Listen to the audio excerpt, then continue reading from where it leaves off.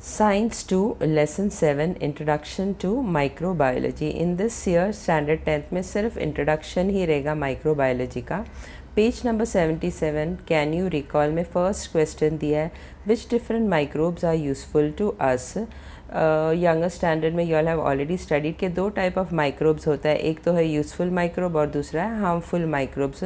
तो which are the useful microbes? Like bacteria, fungi, yeast, certain types of algae are also there which are useful microbes like Azotobacter, Penicillium, Rhizobacteria. ये सब useful microorganisms हैं. Which different products can be produced with the help of microbes? तो ये useful micro organism या microbe से कौन सा products बनाया जा सकता है. तो मिल्क प्रोडक्ट्स सच एज चीज़, योगर्ट, बटर मिल्क, इसके अलावा वाइन, ब्रेड, ये सब यूज़फुल माइक्रो ऑर्गेनिज्म से बनाया जा सकता है. ना व्हाट इज़ माइक्रोबायोलॉजी? पहली चीज़ तो बायोलॉजी का मतलब क्या है? Biology is a study of living organism. तो माइक्रोबायोलॉजी क्या है? Study of micro organism. Micro organisms are also living organism, so they are known, study of micro organism is known as microbiology. Now what is applied microbiology? Branch of biology in which study of the enzyme related to some prokaryotes and eukaryotic microbes, proteins, applied genetics, molecular biology, etc. is performed is called as applied microbiology. तो वो ऐसा branch of biology है जहाँ पे micro organism, useful micro organisms के बारे में study किया जाता है. ना यूज़फुल माइक्रो ऑर्गेनिज्म प्रोकैरियोटिक्स भी हो सकता है, यूकैरियोटिक्स भी हो सकता है. तो इन माइक्रो ऑर्गेनिज्म में prokaryotic and eukaryotic micro organism में ऐसा कौन सा एंजाइम्स है विच मेक देम यूज़फुल, और उनमें क्या प्रोटीन्स है, डीएनए, उनका जीन्स के बारे में, मॉलिक्यूलर बायोलॉजी के बारे में स्टडी किया जाता है और इसे अप्लाई किया जाता है to make various products like cheese, yogurt and all. तो ये वेरियस प्रोडक्ट बनाने के लिए जो माइक्रोबायोलॉजी का स्टडी करके इसे अप्लाई करते हैं वेरियस प्रोडक्ट्स बनाने के लिए, इसे कहते हैं applied microbiology. Now this study is used for the society and various products like food and medicines are produced on large scale with the help of microorganisms. तो ये स्टडी करके कौन से प्रोडक्ट्स बनाया जाता है फॉर द सोसाइटी. सोसाइटी का मतलब क्या है? ह्यूमन बींग्स, हम लोगों के लिए कौन से वेरियस प्रोडक्ट्स बनाया जाता है. Food and medicines on large scale, ये कम मात्रा में नहीं, लार्ज स्केल में बनाया जाता है with the help of micro organisms. Industrial microbiology. When microbiology is used for commercial, economic and social purpose and environmental related processes and products, then it is called industrial microbiology. Various microbial processes useful for this purpose are carried out. तो इसका मतलब क्या है? जब ये useful micro organism की मदद से प्रोडक्ट्स, वेरियस फूड प्रोडक्ट्स बनाया जाता है, वो भी लार्ज स्केल में इंडस्ट्रीज़ में बनाया जाता है जिसे बेच के पैसा कमाया जा सकता है. तो ऐसे माइक्रोबायोलॉजी को कहते हैं इंडस्ट्रियल माइक्रोबायोलॉजी. इसमें बहुत सारा माइक्रोबियल प्रोसेसेस इन्वॉल्व रहता है to make all this products. Industrial microbiology's main features various productions with the help of fermentation process, example bread, cheese, wine, raw materials for chemicals, enzymes, nutrients, medicines, etc. तो industrial microbiology में कौन से main features involve है?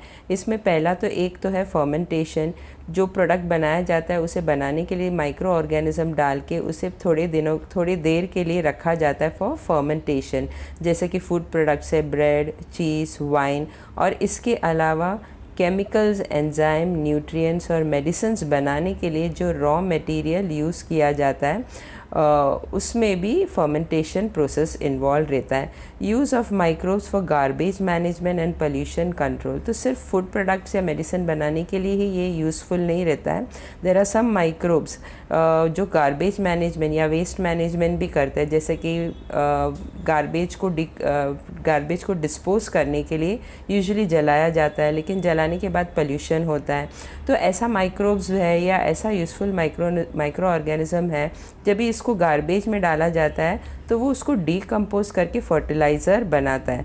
तो garbage management में micro organism डाल के दो फ़ायदा होता है, एक तो है गार्बेज डिस्पोज हो जाता है, दूसरा उसमें से एक यूज़फुल मटेरियल मिलता है दैट इज़ फर्टिलाइज़र। उसी तरह पोल्यूशन भी कंट्रोल किया जा सकता है। This will be studying in detail in this lesson. Now can you recall page number 77 में दिया है, we use fermentation process while conversion of milk into yogurt. Which microbes are useful for this process? तो milk से yogurt बनाने के लिए fermentation process से milk yogurt में बन जाता है। तो ऐसा कौन सा माइक्रो ऑर्गेनिज्म है जो मिल्क को योगर्ट में कन्वर्ट करता है? तो the name of that bacteria is what? Bacteria lactobacilli, which you have already studied in 9th standard. Next, अलग अलग फूड प्रोडक्ट्स कैसे बनाया जाता है by using micro organism. Let us discuss about that. First one is what? Dairy products. अब ये dairy products क्या है? जो प्रोडक्ट्स मिल्क से बनाया जाता है उसे कहते हैं dairy products. Since ancient days milk is converted into various products for its preservation purpose. For example cheese, butter, cream, kefir, yogurt etcetera. तो पुराने ज़माने से, एंशिएंट टाइम से मिल्क जो रहता है उसको अलग अलग प्रोडक्ट्स में कन्वर्ट किया जाता है, जैसे कि चीज़, बटर, क्रीम, केफीर, योगर्ट में कन्वर्ट किया जाता है। क्यों कन्वर्ट किया जाता है? For preservation purpose.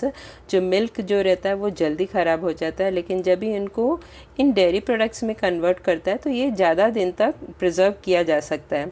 During the formation of this products water content and acidity of milk changes, texture, flavour and taste is improved. तो जब भी दूध को डेयरी प्रोडक्ट्स में कन्वर्ट किया जाता है तो उसका वाटर कंटेंट और एसिडिटी चेंज हो जाता है। जैसे कि दूध को जब भी हम दही में कन्वर्ट करता है तो दूध जो रहता है वो लिक्विड रहता है, लेकिन दही जो रहता है वो गाढ़ा रहता है, तो वाटर कंटेंट कम हो जाता है। Texture, flavour and taste is improved. तो जब भी दूध को दही में कन्वर्ट करता है तो दूध का जो टेक्सचर, फ्लेवर और टेस्ट अलग रहता है, मगर दही का जो टेक्सचर, फ्लेवर एंड टेस्ट जो रहता है वो अलग सा रहता है। For production of the most of the milk products bacteria and milk itself are use. तो ज़्यादा से ज़्यादा जो प्रोडक्ट्स बनाया जाता है दूध से, उसमें बैक्टीरिया, दूध के अंदर जो बैक्टीरिया रहता है उसी को यूज़ किया जाता है। Cheese is produce with the help of fungi. तो ज़्यादा से ज़्यादा प्रोडक्ट्स बैक्टीरिया से बनता है, डेयरी प्रोडक्ट्स, लेकिन चीज़ जो रहता है वो फंगी से बनता है। Basic process for the production of yogurt, cheese and cream is same. तो ज़्यादा से ज़्यादा डेयरी प्रोडक्ट जो रहता है जैसे कि योगर्ट, चीज़ और क्रीम है, इसका प्रोसीजर समवॉट सेम ही रहता है। तो क्या क्या प्रोसीजर इसमें यूज़ किया जाता है? First, milk is pasteurise to destroy unwanted microbes. तो फर्स्ट स्टेप क्या रहता है? मिल्क को पैस्चराइज किया जाता है। पैस्चराइज क्यों किया जाता है? उसमें जो भी माइक्रोब्स रहता है उसे डिस्ट्रॉय करने के लिए, हार्मफुल माइक्रोब जो रहता है उसे डिस्ट्रॉय करने के लिए। It is then fermented with the help of lactobacilli. उसके बाद इसको फर्मेंट किया जाता है लैक्टोबैसिली माइक्रो ऑर्गेनिज्म से। In this process lactose sugar of milk is converted into lactic acid and with the help of lactic acid milk proteins are coagulated. तो जब इसको फर्मेंट किया जाता है तो क्या होता है? लैक्टोज शुगर, जो मिल्क में जो लैक्टोज शुगर है वो किस में कन्वर्ट हो जाता है? लैक्टिक एसिड में। और ये लैक्टिक एसिड के वजह से मिल्क के अंदर जो प्रोटीन्स है वो कोएगुलेट हो जाता है, यानी गाढ़ा हो जाता है। जैसे कि दूध, अभी मैंने बताया कि दूध जो रहता है वो लिक्विड है, दही जो रहता है वो गाढ़ा होता है। तो क्यों गाढ़ा होता है? क्योंकि जो मिल्क प्रोटीन जो रहता है वो कोएगुलेट हो जाता है। Taste and flavour of milk also changes. तो टेस्ट और फ्लेवर भी चेंज हो जाता है। दूध का टेस्ट और फ्लेवर अलग होता है और दही का या चीज़ का फ्लेवर और टेस्ट अलग होता है। Example, diacetyl has a flavour of butter. तो एक एग्जाम्पल दिया है, कौन सा है वो? Diacetyl. और डाई एसिटाइल का फ्लेवर क्या रहता है? बटर का फ्लेवर रहता है। पहला डेयरी प्रोडक्ट क्या है? योगर्ट। अभी ये देखते हैं कि एक्चुअली मिल्क से कर्ड कैसे बनाते हैं और क्या क्या प्रोसेस होता है जिसके वजह से मिल्क जो है वो गेट्स कन्वर्टेड इनटू योगर्ट। तो घर पे जब हम दही बनाते हैं तो एक बाउल में, एक पतीला में थोड़ा सा दूध लेते हैं और पहले से ही बनाया हुआ दही का 1 चम्मच उस दूध में डाला जाता है और थोड़े घंटों के लिए उसे बाहर रखो तो दूध जो रहता है वो दही में कन्वर्ट हो जाता है। But when we buy yogurt from shop, तो क्या देखते हैं कि घर का जो दही है और बाहर से ख़रीदा हुआ, दुकान से ख़रीदा हुआ दही, इन दोनों में टेस्ट, फ्लेवर, टेक्सचर में फ़र्क होता है। तो ऐसा क्यों होता है? इंडस्ट्रीज़ में जो दही लार्ज स्केल में बनाया जाता है और अलग तरीके से बनाया जाता है। तो let us see what is the process involved in making the curd. पहला स्टेप क्या है? Yogurt is produce with the help of lactobacilli inoculant. तो योगर्ट किससे बनता है? लैक्टोबैसिली, लेकिन ये लैक्टोबैसिली इसमें डाला जाता है। इनोकुलेंट का मतलब क्या है? लैक्टोबैसिली इसमें डाला जाता है। For industrial production of yogurt, condensed milk powder is mixed with the milk to be fermented to maintain the protein content। तो जो मिल्क फर्मेंट करना होता है, वो इंडस्ट्रीज़ में जो मिल्क फर्मेंट करना होता है उसमें कंडेंस मिल्क पाउडर डाला जाता है ताकि जो प्रोटीन कंटेंट है वो मेंटेन रहे। कम नहीं होना चाहिए प्रोटीन, जो दूध में प्रोटीन होता है वो कम नहीं रहना चाहिए, वो मेंटेन रहना चाहिए। Third step is what? Milk is boiled and once it cools to warm temperature, bacterial strains of Streptococcus, thermophilus and Lactobacillus delbrueckii are added to it in 1:1 proportion. तो बाद में इस मिल्क को बॉईल किया जाता है और बॉईल करने के बाद इसको कूल किया जाता है। कब तक कूल करते हैं? जब तक इसका टेम्परेचर वार्म ना हो। अभी ये वार्म मिल्क में दो बैक्टीरिया ऐड किया जाता है, एक तो है स्ट्रेप्टोकोकस थर्मोफाइलस और दूसरा है लैक्टोबैसिली डेल्ब्रूकी, और ये 1:1 प्रोपोर्शन में ऐड किया जाता है। What's the meaning of 1:1 proportion? जितना स्ट्रेप्टोकोकस थर्मोफाइलस ऐड किया है उतना ही लैक्टोबैसिलस डेल्ब्रूकी भी ऐड करना है। अभी इस लेसन में सबसे इम्पॉर्टेंट चीज़ क्या है? माइक्रोब्स का नाम याद करना। जैसे कि यहाँ पे स्ट्रेप्टोकोकस थर्मोफाइलस है और लैक्टोबैसिलस डेल्ब्रूकी, ये दोनों जो माइक्रोब्स का नाम है, और ये माइक्रोब्स का नाम याद रखना बहुत इम्पॉर्टेंट है। इसका क्या यूज़ है और ये क्या बनाने में यूज़ किया जाता है। These 3 things you are suppose to remember. जो माइक्रोब्स का नाम है बहुत बड़े बड़े रहता है, तो उसको अच्छी तरह याद करना है with along with their spellings. तो इसमें दो बैक्टीरिया ऐड किया जाता है, स्ट्रेप्टोकोकस थर्मोफाइलस और दूसरा है Lactobacillus delbrueckii in 1:1 proportion। Lactic acid is formed due to streptococcus that makes the proteins to gel out that gives dense consistency to the yogurt। तो मैंने अभी बताया कि दो बैक्टीरिया यूज़ किया जाता है। तो पहला बैक्टीरिया जो स्ट्रेप्टोकोकस थर्मोफाइलस है, इसका क्या फ़ायदा है? जो लैक्टोज शुगर रहता है मिल्क में, उसको लैक्टिक एसिड में कन्वर्ट करता है और इसकी वजह से जो प्रोटीन्स जो रहता है दूध में वो जेल आउट होता है और उसका डेंस कंसिस्टेंसी फॉर्म होता है। यानी डेंस कंसिस्टेंसी का मतलब क्या है? गाढ़ा हो जाता है। जो दूध रहता है वो लिक्विड फॉर्म में रहता है, लेकिन दही जो रहता है वो गाढ़ा होता है। तो गाढ़ा क्यों होता है? क्योंकि लैक्टिक एसिड जो है वो प्रोटीन्स, दूध के जो प्रोटीन्स को जेल आउट कर देता है। इसके वजह से योगर्ट जो है वो गाढ़ा रहता है। दूसरा जो बैक्टीरिया है लैक्टोबैसिलस डेल्ब्रूकी, इसका क्या फ़ायदा है? Acetaldehyde like compounds are form due to lactobacilli that gives characteristic taste to the yogurt. तो सेकंड जो बैक्टीरिया यूज़ किया गया था लैक्टोबैसिली डेल्ब्रूकी, उससे जो एसिटाल्डिहाइड है ये फॉर्म होता है और ये एसिटाल्डिहाइड की वजह से योगर्ट में एक टेस्ट, अलग सा टेस्ट है आता है। दूध का टेस्ट अलग होता है और योगर्ट, दही का जो टेस्ट है वो अलग होता है। Nowadays, various fruit juices are mixed with yogurt to give different flavors. Example, strawberry yogurt, banana yogurt, etc. तो आजकल डिफरेंट फ्लेवर्स का दही भी मिलता है और ये डिफरेंट फ्लेवर्स का दही जो है, फॉर एग्जांपल स्ट्रॉबेरी योगर्ट और बनाना योगर्ट, ये कैसे बनता है? इसमें वेरियस फ्रूट जूसेस ऐड करके अलग अलग फ्लेवर्स का योगर्ट बनता है। Shelf life of yogurt and its probiotic properties can be improved by pasteurization. तो पैस्चराइजेशन करके योगर्ट का जो टाइम है, मतलब वो ज़्यादा दिन तक टिकता है और उसका प्रोबायोटिक प्रॉपर्टीज़ भी इम्प्रूव किया जा सकता है। What is the meaning of probiotic properties? Probiotic का मतलब है जो प्रोबायोटिक है वो stimulates the growth of micro organism. जो माइक्रो ऑर्गेनिज्म, जो यूज़फुल माइक्रो ऑर्गेनिज्म है, उसका ग्रोथ बढ़ जाता है और इसमें यूज़फुल प्रॉपर्टीज़ रहता है। जो इंटेस्टाइन में कोई भी रिलेटेड कोई प्रॉब्लम होगा वो प्रोबायोटिक के वजह से वो ठीक हो जाता है।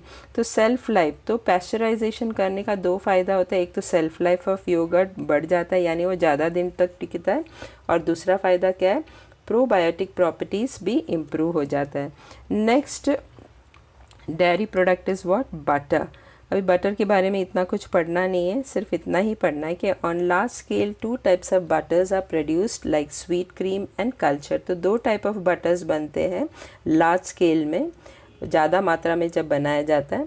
ये कौन सा है? स्वीट क्रीम और cultured. Microbes are use for the production of cultured variety. तो 2 टाइप ऑफ बटर है, स्वीट क्रीम और कल्चर्ड, और कल्चर्ड बटर बनाने के लिए माइक्रोब्स यूज़ किया जाता है। इस लेसन में डेयरी प्रोडक्ट का लास्ट प्रोडक्ट क्या है? चीज़। तो चीज़ प्रोडक्शन कैसे किया जाता है? Late us see that. Cheese is produced from cow milk. Chemical and biological test of milk are performed. Some colors are added. तो चीज़ बनाने के लिए गाय का दूध यूज़ किया जाता है। उसके बाद ये गाय का दूध का केमिकल और बायोलॉजिकल टेस्ट परफॉर्म किया जाता है। केमिकल टेस्ट इसलिए परफॉर्म किया जाता है टू फाइंड आउट कोई अनवांटेड या हार्मफुल केमिकल्स है कि नहीं। बायोलॉजिकल टेस्ट इसलिए किया जाता है कि उसमें कोई अनवांटेड या हार्मफुल माइक्रोब्स है कि नहीं। जब भी पूरा बायोलॉजिकल और केमिकल टेस्ट करने के बाद इसमें कोई अनवांटेड केमिकल्स या हार्मफुल माइक्रोब्स नहीं है, ये पता करने के बाद इसमें कलर्स ऐड किया जाता है। Some microbes like Lactobacillus lactis, Lactobacillus cremoius and Streptococcus thermophilus are mixed with milk. It gives sourness to milk. तो कलर ऐड करने के बाद इसमें 3 माइक्रोब्स ऐड किया जाता है। What are those microbes? Lactobacillus lactis, Lactobacillus cremoius और Streptococcus thermophilus add किया जाता है दूध में। जब ये तीनों माइक्रोब्स मिल्क में ऐड किया जाता है तो मिल्क जो रहता है वो खट्टा हो जाता है। तो मिल्क अभी चीज़ बनानी है, ये योगर्ट में कन्वर्ट हो गया है। अभी इसको चीज़ बनाने के लिए इसमें एंजाइम ऐड करते हैं। तो enzymes are added. Traditionally, enzyme rennet, which is obtained from alimentary canal of cattle, was used earlier. At present, enzyme protease obtained from fungi are used to produce vegetarian cheese. तो पुराने ज़माने में ancient times में कौन सा enzyme use किया जाता था? रेनेट एंजाइम यूज़ किया जाता था। और ये रेनेट एंजाइम कहाँ से मिलता था? Alimentary canal of cattle. Cattle क्या होता है? जो एनिमल्स मीट या दूध के लिए पाला जाता है उसे कहते हैं कैटल। तो कैटल का एलिमेंट्री कैनाल से जो एंजाइम रेनाट मिलता है that was added to make cheese. लेकिन since it is made from the elementary, rennet जो है वो कैटल का एलिमेंट्री कैनाल से मिलता है, तो ये नॉन वेजिटेरियन हो गया। तो वेजिटेरियन लोग ये चीज़ को नहीं खाते थे। तो अभी दूसरा एंजाइम ऐड किया जाता है। कौन सा एंजाइम है वो? प्रोटीएज। तो प्रोटीएज एंजाइम जो है वो किससे बनता है? फंगी से बनता है, और ये वेजिटेरियन चीज़ है। After this to impart dense texture whey water and yogurt is separated. This separated way is used for some other purpose. अभी ये चीज़ बनाने के लिए जो योगर्ट जो रहता है वो सेमी लिक्विड रहता है, तो योगर्ट से पानी हटाना ज़रूरी है। तो वे क्या होता है? Whey is water in yogurt. Yogurt में जो वाटर रहता है उसे कहते हैं वे। तो वे को सेपरेट किया जाता है, और ये जो सेपरेटेड वे जो है उसे फेंका नहीं जाता है, कोई और पर्पस के लिए वो यूज़ किया जाता है। Then process of production of cheese is started through steps like cutting the solid yogurt into pieces, washing, rubbing, salting and mixing of essential microbes, pigments and flavor. तो अभी ये वे हटाने के बाद, वे को सेपरेट करने के बाद चीज़ बनाने का प्रोसेस स्टार्ट हो जाता है। What are the different steps? Cutting the solid yogurt. अभी वे हटने के बाद जो योगर्ट है वो सॉलिड हो जाता है, उसको पीसेस में कट किया जाता है, वॉश किया जाता है, रब किया जाता है। कपड़ों को जो है नमक में डिप करके उसे उस कपड़ों से रब किया जाता है, फिर उसमें नमक डालते हैं, essential microbes, pigments and flavours डालते हैं। Then cheese is pressed and cut into pieces and stored for ripening. उसके बाद चीज़ जो है उसको और भी प्रेस किया जाता है, थोड़ा जो एक्सेस वे जो है उसे सेपरेट करने के लिए। उसके बाद इसको पीसेस में कट किया जाता है फॉर राइपनिंग। राइपनिंग क्या होता है? चीज़ को जो स्टोर किया जाता है उसे राइपनिंग किया जाता है। इसे महीनों के लिए स्टोर किया जाता है, कभी 3 महीने के लिए तो कभी 12 महीने या 18 महीनों के लिए स्टोर किया जाता है। स्टोर करने पर इसका जो वाटर कंटेंट जो है वो कम होते जाएंगे और चीज़ जो है वो हार्ड होता जाएगा। तो जैसे जैसे उसको ज़्यादा महीने के लिए स्टोर करेंगे तो उसका जो वाटर कंटेंट और भी कम कम होते जाएगा, और चीज़ जो रहता है जैसे ही वाटर कम कम होते जाएगा तो चीज़ जो रहता है वो हार्ड हार्ड होते जाएंगे।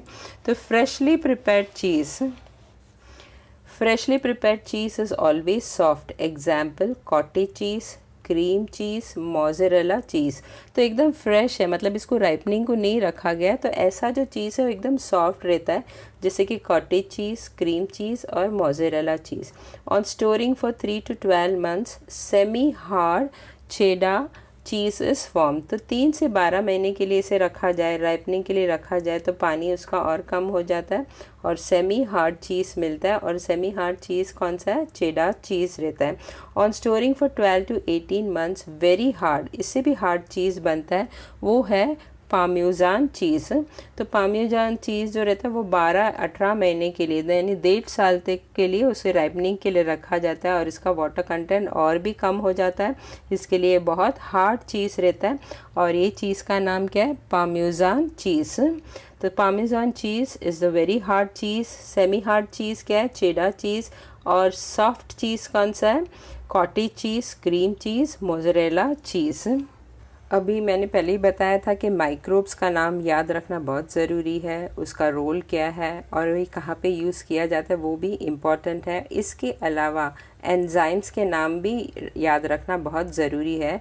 सो we have to remember the name of the microbes, role of the microbe, the use of the microbe and the name of the enzyme. तो ये सब याद रखना बहुत ज़रूरी है। This are the things which are very important in this lesson. Let's think, which is given in page number 78. Which different type of cheese are used in Western food like pizza, burger, sandwich, etc. Pizza में कौन सा चीज़ use किया जाता है? Mozzarella cheese. Burger में कौन सा चीज़ use किया जाता है? Cheddar cheese, Swiss cheese, blue cheese. Sandwich में कौन सा चीज़ यूज़ किया जाता है? पार्मेजान चीज़ और फेटा चीज़। इसके अलावा और भी अलग अलग चीज़ है जो सैंडविच में यूज़ किया जाता है। What is the difference between those type of cheese? तो ये जो ऊपर जो चीज़ का नाम दिया है इसमें क्या डिफरेंस है? अलग अलग चीज़ जो नाम दिया है उसके आपस में क्या डिफरेंसेस है? So differences in these cheese are due to the different microbes used and the time for which they are ripen. तो अलग अलग माइक्रोब्स यूज़ किया जाता है चीज़ बनाने के लिए, उसके अकॉर्डिंग से उसका नाम भी अलग पड़ता है, उसका टाइप ऑफ चीज़ भी अलग हो जाता है और राइपनिंग का टाइम भी अलग होता है। कोई कोई चीज़ जो रहता है वो 3 महीने के लिए रखा जाता है, कोई 12 महीने के लिए, तो कोई 18 महीने के लिए रखा जाता है। Some cheese are very soft like cottage cheese. तो जो कॉटेज चीज़ है वो एकदम सॉफ्ट है, वो एकदम फ्रेशली प्रिपेयर्ड चीज़ रहता है। Well some are very hard like parmesan cheese. तो पार्मेजान चीज़ जो रहता है वो एकदम हार्ड चीज़ रहता है।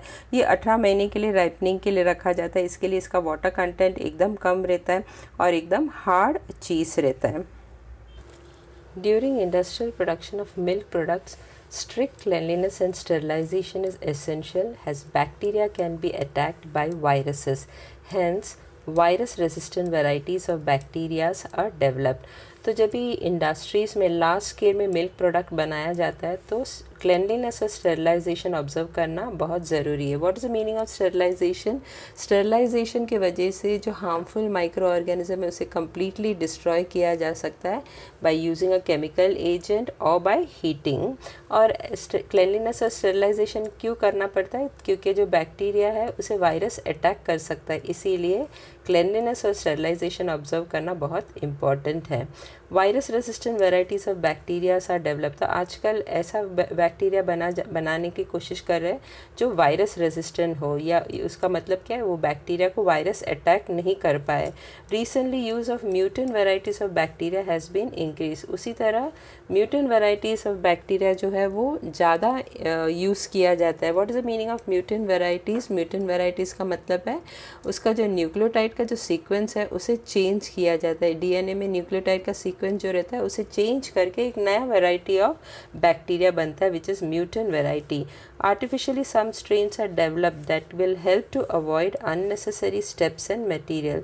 तो ऐसा टाइप ऑफ बैक्टीरियाज भी बनाने की कोशिश करते हैं आर्टिफिशियली, जो अननेसेसरी स्टेप्स को कम कर सकते हैं। जैसे कि कोई भी मिल्क प्रोडक्ट बनाने के लिए उसका प्रोसेस में काफ़ी सारा स्टेप्स रहता है, तो ऐसा बैक्टीरिया यूज़ करने का ताकि अननेसेसरी जो अनवांटेड स्टेप्स है उसको अवॉइड कर सकते हैं। उसी तरह जो रॉ मटेरियल्स यूज़ किया जाता है, अननेसेसरी रॉ मटेरियल्स को भी अवॉइड किया जाता है। तो virus resistant varieties of bacterias are develop, जो वायरस उसे अटैक नहीं कर सकता है ऐसा बैक्टीरियाज डेवलप करता है। उसी तरह म्यूटेंट वेराइटीज़ ऑफ बैक्टीरिया भी आजकल बहुत इंक्रीजिंगली यूज़ किया जाता है। और सम स्ट्रेन्स आर डेवलप आर्टिफिशियली, कोई कोई बैक्टीरिया जो है वो आर्टिफिशियली बनाते हैं ताकि इसे यूज़ करने के बाद जो अनवांटेड स्टेप्स है वो कम हो जाता है और अनवांटेड रॉ मटेरियल्स यूज़ किया जाता है वो भी कम किया जा सकता है। Probiotics, what is the next topic? अगला टॉपिक क्या है? Probiotics. These are also milk products but contain active bacteria, example lactobacillus acidophilus, lactobacillus casei, bifidobacterium, bifidum etcetera. तो प्रोबायोटिक्स क्या है? प्रोबायोटिक्स भी मिल्क प्रोडक्ट है, मिल्क से बनाया जाता है। लेकिन प्रीवियसली इसके पहले जो भी मिल्क प्रोडक्ट्स डिस्कस किया था और प्रोबायोटिक्स में फ़र्क क्या है? प्रोबायोटिक्स में बहुत सारा एक्टिव बैक्टीरिया है, जैसे कि lactobacillus acidophilus, lactobacillus casei, bifidobacterium, bifidum etcetera. अभी इन जो एक्टिव बैक्टीरिया इनका फ़ायदा क्या? What is the use of this active bacteria? These microbes maintain the balance of intestinal micro organisms, that is increase the population of microbes helping the digestion and decrease the population of harmful microbe, example clostridium। तो ये जो microbes है, जो active bacteria जो है वो intestine में micro organisms का जो बैलेंस है वो मेंटेन करता है। हमारे इंटेस्टाइन में दो टाइप ऑफ माइक्रो ऑर्गेनिजम्स है, एक तो है यूज़फुल माइक्रो ऑर्गेनिज्म और दूसरा है हार्मफुल माइक्रो ऑर्गेनिज्म। तो प्रोबायोटिक खाने से यूज़फुल माइक्रो ऑर्गेनिज्म का पॉपुलेशन बढ़ जाता है। जो यूज़फुल माइक्रो ऑर्गेनिज्म जो डाइजेशन में हेल्प करता है उसका जो पॉपुलेशन है वो बढ़ जाता है, और हार्मफुल माइक्रो ऑर्गेनिज्म है उसका पॉपुलेशन कम हो जाता है, क्योंकि प्रोबायोटिक जो रहता है वो हार्मफुल माइक्रो ऑर्गेनिजम्स को किल करता है, डिस्ट्रॉय करता है, इस वजह से उसका पॉपुलेशन कम हो जाता है। Probiotic products are available in various forms like yogurt, kefir, sauerkraut. Sauerkraut क्या होता है? Pickle of cabbage, dark chocolate, miso soup, pickles, oils, corn syrup, artificial sweeteners, microalgae, unicellular microalgae है जैसे कि sea food like spirulina, chlorella, blue green algae. तो ये सब probiotic products है जिसके खाने की वजह से जो यूज़फुल बैक्टीरिया है उसका पॉपुलेशन बढ़ जाता है, और ये यूज़फुल बैक्टीरिया का फ़ायदा क्या है? It helps in digestion. और जो हार्मफुल बैक्टीरिया है उसका पॉपुलेशन कम करता है बाय डिस्ट्रॉइंग देम और by killing them. Can you tell, this is given in page number 79। Page number 79 में एकदम टॉप में एक क्वेश्चन दिया, what for probiotic food is famous. तो प्रोबायोटिक फूड क्यों फेमस है? तो अभी डिस्कस किया था कि इंटेस्टाइन में दो टाइप ऑफ बैक्टीरिया रहता है, यूज़फुल बैक्टीरिया और हार्मफुल बैक्टीरिया। और प्रोबायोटिक फूड खाने से क्या होता है? जो इंटेस्टाइन में जो माइक्रो ऑर्गेनिज्म है उसका बैलेंस को वो मेंटेन करता है, और दैट इज़ जो यूज़फुल माइक्रोब्स है जो हेल्प करता है डाइजेशन में उसका पॉपुलेशन को वो बढ़ाता है, और जो हार्मफुल माइक्रोब्स जो है उसे वो डिस्ट्रॉय करता है और किल करके उसका पॉपुलेशन को कम कर देता है। Example of harmful bacteria is what? Clostridium. दूसरा क्वेश्चन पूछा है, why the probiotics have develop much importance in recent day. तो रीसेंट डेज में इसका इम्पॉर्टेंस क्यों बढ़ गया है? Why it is so become so important? So these products form the colonies of useful microbes in alimentary canal and control other microbes and their metabolic activities। तो probiotics खाने से useful microbes का जो growth है वो बढ़ जाता है, उसका कॉलोनीज बढ़ जाता है एलिमेंट्री कैनाल में, और कंट्रोल्स या अदर माइक्रोब्स, और दूसरा माइक्रोब्स को वो कंट्रोल करता है और उसका मेटाबॉलिक एक्टिविटीज़ को भी वो कंट्रोल करता है। What is the meaning of metabolic activities? जो सेल के अंदर केमिकल रिएक्शन होता है उसको वो कंट्रोल करता है। improve resistance and lower the ill effects of harmful substance formed during metabolic activity। तो रेजिस्टेंस को इम्प्रूव करता है, और केमिकल रिएक्शन के टाइम में जो हार्मफुल सब्सटेंस बनता है उसका इल इफेक्ट्स को वो लोअर करता है। Useful microbes become inactive due to antibiotics, but if you take probiotics then probiotics will make them active again. तो अगर हमें कोई इंटेस्टाइनल प्रॉब्लम हो या इंडाइजेशन प्रॉब्लम हो तो डॉक्टर्स हमें एंटीबायोटिक्स देते हैं, और ये एंटीबायोटिक्स खाने से क्या होता है, हार्मफुल माइक्रोब्स तो डिस्ट्रॉय हो ही जाता है, लेकिन उसके साथ साथ जो यूज़फुल माइक्रोब्स है वो इनएक्टिव हो जाता है। ऐसे टाइम में अगर हम प्रोबायोटिक्स खाएं तो प्रोबायोटिक्स खाने से क्या होता है, जो इनएक्टिव बैक्टीरिया है, जो एंटीबायोटिक खाने से जो यूज़फुल बैक्टीरिया इनएक्टिव हो गया वो प्रोबायोटिक्स खाने से वापस एक्टिव हो जाता है। इसीलिए जब भी हमें इंडाइजेशन या इंटेस्टाइनल प्रॉब्लम होता है तो डॉक्टर्स हमें एंटीबायोटिक्स देता है, और उसके साथ ये भी सजेस्ट करता है कि we should take curd and rice. तो कर्ड जो रहता है वो प्रोबायोटिक है, तो इसके वजह से जो यूज़फुल बैक्टीरिया एंटीबायोटिक खाने से इनएक्टिव हो गया वो वापस एक्टिव हो जाता है। Nowadays probiotics are use for the treatment of diarrhoea and treatment of poultry also. तो डायरिया के टाइम में भी doctors recommend us to take probiotics, और पोल्ट्री जो चिकन का इंटेस्टाइनल प्रॉब्लम रहता है उसे भी प्रोबायोटिक्स दिया जाता है टू ट्रीट देम। वही पहले मैंने बताया था कि इस लेसन में सबसे ज़्यादा इम्पॉर्टेंट क्या है, then remembering the name of the microbes, the role of the microbes and what it is used for, क्या क्या प्रोडक्ट्स बनाने के लिए यूज़ किया जाता है, that is very important. At the same time enzymes अगर यूज़ किया है तो उसका नाम भी याद रखना बहुत इंपॉर्टेंट है। तो just let us recollect what we have study till now, the names of the microbes. जैसे कि योगर्ट में क्या यूज़ किया जाता है, स्ट्रेप्टोकोकस थर्मोफिलस और लैक्टोबैसिलस डेलब्रूकी, ये दोनों टाइप ऑफ माइक्रो ऑर्गेनिज्म या माइक्रोब्स यूज़ किया जाता है। चीज़ में क्या यूज़ किया जाता है, कौन सा टाइप ऑफ बैक्टीरिया यूज़ किया जाता है, लैक्टोबैसिलस लैक्टिस, लैक्टोबैसिलस क्रेमोयस, स्ट्रेप्टोकोकस थर्मोफाइलस। और चीज़ बनाते वक्त बैक्टीरिया के अलावा एंजाइम्स भी यूज़ किया जाता है। तो ट्रेडिशनली कौन सा एंजाइम यूज़ किया जाता था, रेनेट। और रेनेट कहाँ से मिलता था, it is obtained from alimentary canal of cattle, और ये एलिमेंट्री कैनाल ऑफ कैटल से मिलता है, इसीलिए वेजिटेरियन लोग इसे खाते नहीं हैं। तो आजकल वेजिटेरियन चीज़ भी बनता है जो प्रोटीज से बनता है, और प्रोटीज कहाँ से मिलता है, कहाँ से बनता है, फंगी से बनता है ना। प्रोबायोटिक्स में कौन सा बैक्टीरिया यूज़ किया जाता है, lactobacillus acidophilus, lactobacillus casei, bifidobacterium bifidum.